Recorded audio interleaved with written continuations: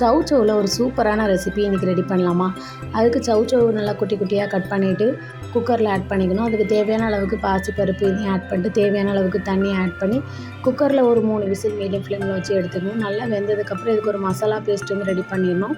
தேங்காய், வெங்காயம், பச்சை மிளகாய், சீரகம், வெள்ளைப்பொடி இதெல்லாம் போட்டு நல்லா நைஸாக அரைச்சிக்கணும். காய் நல்லா குக் ஆனதுக்கப்புறம் வந்து மஞ்சப்பொடி, காயப்பொடி, உப்பு, நம்ம அரைச்சி வச்சுருக்க பேஸ்ட்டு இதெல்லாமே ஆட் பண்ணி இதோட பச்சை ஸ்மெல் போகிற வரைக்கும் நம்ம விட்டுறணும்.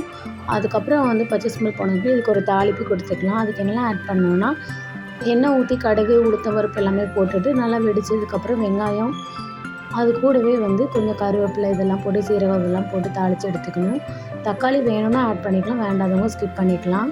நான் இன்றைக்கி குழம்பு மாதிரி கொஞ்சம் சாப்பிட்றதுனால இப்போ தக்காளிலாம் ஆட் பண்ணியிருக்கேன். கூட்டு மாதிரினா உங்களுக்கு தக்காளி வேணாம், அப்படி கூட கொஞ்சம் கெட்டியாக கூட வச்சுக்கலாம், நல்லாயிருக்கும். ட்ரை பண்ணி பாருங்கள். தேங்க்யூ ஃபார் வாட்சிங் மீ. இந்த வீடியோ பிடிச்சா மறக்காம சேனலை சப்ஸ்கிரைப் பண்ணுங்கள்.